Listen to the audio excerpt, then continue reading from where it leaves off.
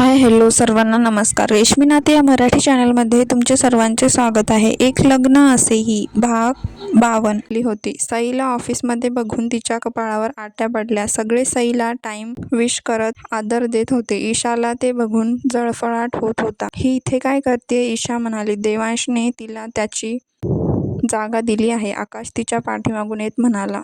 Sai what? Isha आश्चर्याने त्याच्याकडे बघत म्हणाली. देवांश येईपर्यंत ती ऑफिसमध्ये लक्ष घालणार आहे. आकाश म्हणाला. अजून कॉलेज पूर्ण नाही आणि ही ऑफिस सांभाळणार? ईशा टचकाऱ्याने म्हणाली. लाडकी बायको आहे म्हणल्यावर देवांश त्याची जागा देईलच ना? आकाश म्हणाला. ईशा चिडून तिच्या कॅबिनमध्ये गेली. मी इतके दिवस झालं ऑफिसमध्ये काम करतेय. देवांशने मला कधीच अशी जबाबदारी दिली नाही आणि ही आत्ता काही महिन्यापूर्वी त्याच्या आयुष्यात आली तर तिच्यावर इतका विश्वास? ईशा रागाने म्हणत होती. इतक्यात तिचा फोन वाजला. हॅलो, ईशा म्हणाली. काम झालं आहे. तुम्ही जी माहिती काढायला सांगितली होती ती मिळाली आहे. समोरील व्यक्ती. गुड. मला हॉटेल ब्ल्यू डायमंड मध्ये भेट. ईशाने फोन ठेवून दिला आणि पर्स घेऊन लगेच ऑफिस बाहेर पडली. यावेळी कुठे जाते? आकाश म्हणाला. तिच्या डोक्यात नक्कीच काहीतरी शिजत आहे, आकाश म्हणाला आणि त्याचं काम करत होता. आरती. सई एक फाईल बघत होती. येस मॅडम, आरती म्हणाली. ही रक्कम एका महिन्यात 3 वेळा गेली आहे, सई म्हणाली. बघू, आरती म्हणाली. मॅडम, हा प्रोजेक्ट ईशा मॅडम हँडल करत आहेत.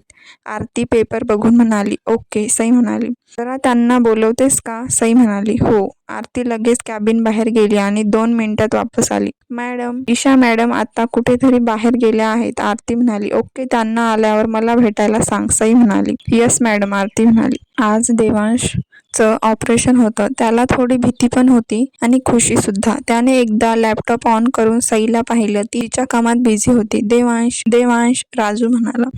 देवांश म्हणाला. सगळी तयारी झाली आहे, चल, राजू म्हणाला. हो, बस 2 मिनिट. देवांश सईच्या चेहऱ्याकडे बघत होता. भीती वाटतेय, राजू म्हणाला. माझं ऑपरेशन सक्सेस होईल ना? देवांश म्हणाला. ऑफकोर्स, आणि तू पॉझिटिव्ह राहा, राजू त्याला समजावत होता. देवांशने त्याला मिठी मारली. चिंता करू नको, सगळं ठीक होईल. तू फक्त सिस्टरचा विचार कर. तुला नीट झालेलं बघून तिच्या चेहऱ्यावर जो आनंद येईल त्याचा विचार कर. बाकी गॉड आणि डॉक्टर यांच्यावर सोडून दे, राजू त्याच्या पाठीवर थोपटावत म्हणाला. चला. देवांशने लॅपटॉप बंद केला आणि राजू त्याला घेऊन गेला. बोल, ईशा समोर बसलेल्या व्यक्तीला म्हणाली. ही फाईल घ्या. समोरच्या बसलेला माणूस एक प्रायव्हेट डिटेक्टिव्ह होता. माझ्या कामाची माहिती असेल तर तुला मनासारखे पैसे मिळतील, ईशा म्हणाली. तुम्ही अगोदर वाचून घ्या, मग आपण पैशाचं बोलू, डिटेक्टिव्ह म्हणाला. मग ईशाने फाईल उघडून वाचायला सुरुवात केली आणि जसं ती वाचत होती तितक्या तिच्या चेहऱ्यावरची हावभाव बदलत होते. तिच्या डोक्यात हे सगळं खरं आहे? ईशा डिटेक्टिव्हकडे रोखून बघत म्हणाली. 100%. आतापर्यंत मी पुरवलेली माहिती खरीच ठरली आहे. खोटी निघाली तर कामाचा 1 पैसाही मी घेणार नाही, डिटेक्टिव्ह. ठीक आहे, तुझे पैसे तुला मिळतील, ईशा म्हणाली. धन्यवाद. हा माझा अकाउंट नंबर. अजून काही लागलं तर नक्की सांगा, डिटेक्टिव्ह. ईशा म्हणाली. डिटेक्टिव्ह निघून गेला. तिने फाईलमध्ये बघून एक नंबर डायल केला आणि थोडाफार बोलून फोन ठेवून दिला. सो मिस्टर देवांश सरपोजदार, तुमच्या राणीची तुमच्या घरातून, तुमच्या आयुष्यातून जाण्याची वेळ आली आहे, ईशा खुन्नशी हसत म्हणाली. मॅडम ईशा मॅडम आल्यात, आरती म्हणाली. ओके, त्यांना मध्ये पाठव, सई म्हणाली. तू बोलावलं? ईशा म्हणाली. हो, या बसा, सई म्हणाली. बोल, ईशा तिच्या समोर बसून म्हणाली. तुम्ही या महिन्यात 3 वेळा काही रक्कम ट्रान्सफर केली आहे, ती कशासाठी? सई म्हणाली. ईशाला तिच्या बोलण्याचा राग येत होता, पण तिला आत्ताच काही तमाशा करायचा नव्हता, म्हणून ती फेक स्माईल करून तिच्या समोर बसली होती. मी तुला सांगते, ही जी रक्कम आहे ते वर्कर्सचा पगार द्यायचा होता आणि ही जी अमाऊंट आहे यात आपण कन्स्ट्रक्शनसाठी लागणारं मटेरियल बोलावलं होतं, त्यासाठी लागली, ईशा म्हणाली. ओके, आणि ही रक्कम आत्ता ट्रान्सफर झाली आहे, ती कशासाठी? सई म्हणाली. पण ही आपल्या नावावर असली तरी गव्हर्नमेंटला त्याचा टॅक्स भरावा लागतो. ही तीच रक्कम आहे, ईशा म्हणाली. ठीक आहे, सई म्हणाली. ईशा सोबत बोलल्यामुळे तिचं समाधान झालं होतं. आता जाऊ, मी बरीच कामं पेंडिंग आहेत, ईशा म्हणाली.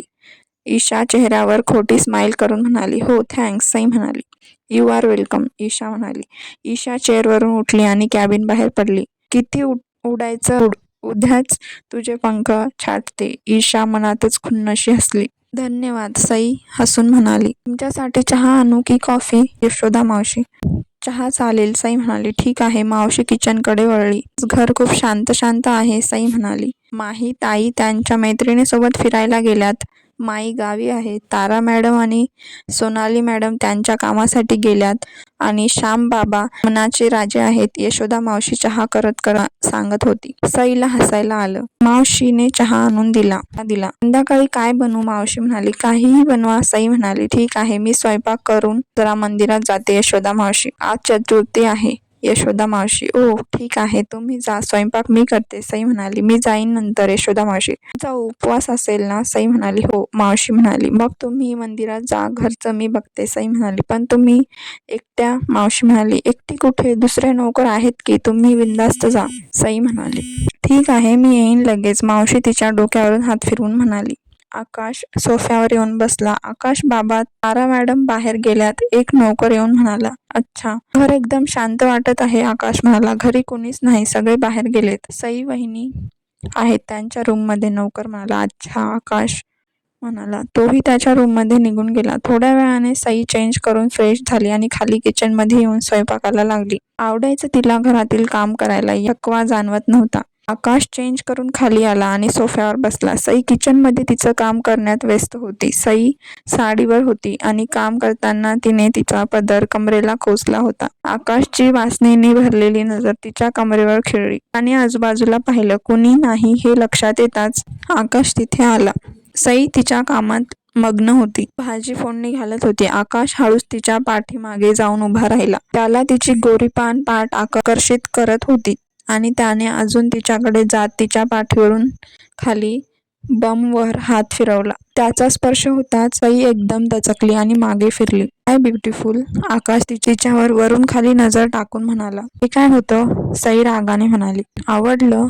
आकाश डोळे मिचकावून म्हणाला. हो ना, खूप आवडलं, सई गालात हसत म्हणाली आणि लाजली. आकाशने केसातून हात फिरवला आणि अजून तिच्याकडे जात तिचा पदर खोलून दिसणाऱ्या पोटाला हात लावणार की सईने त्याच्या प्रायव्हेट पार्टवर जोरात तिचा पायाचा टोंगळा मारला. आकाश एकदम थंडागार पडला. त्याच्या तोंडातून आवाजही निघत नव्हता. तो त्याच्या प्रायव्हेट जागेवर हात ठेवून आश्चर्याने तिच्याकडे बघत मागे सरकला. हे आवडलं, सई हाताची घडी घालून त्यांच्याकडे रोखून बघत म्हणाली. समोर काय झाले पाहूया पुढील भागात. हा भाग कसा वाटला कमेंट करून नक्की सांगा. भेटूया पुढील भागात.